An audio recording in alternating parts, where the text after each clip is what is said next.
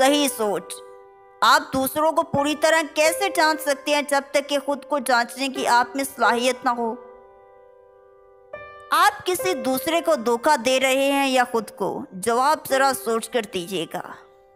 जो अमल करने से पहले सोचता है इसे साजो नादरी पशेमान होना पड़ता है। ऐसे शख्स को कायल करने की कोशिश जो सोचता ही ना हो हमेशा बेकार होती है।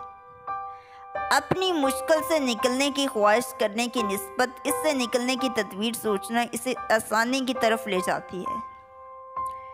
ऐसा शख्स जो सारी दुनिया को बेकार समझता है, अगर ये जान ले कि दुनिया इसे क्या समझती है तो हैरान रह जाए। बहुत से लोग जो समझते हैं कि हम मंजिल पर पहुंच चुके हैं, वो उल्टी जानिब सफ़र कर रहे होते हैं। अगर आप सोच नहीं रहे होंगे तो आप कुछ सुन भी नहीं रहे होंगे। कभी ऐसे शख्स से ना उलझें जो बगैर सोचे अमल करते हैं।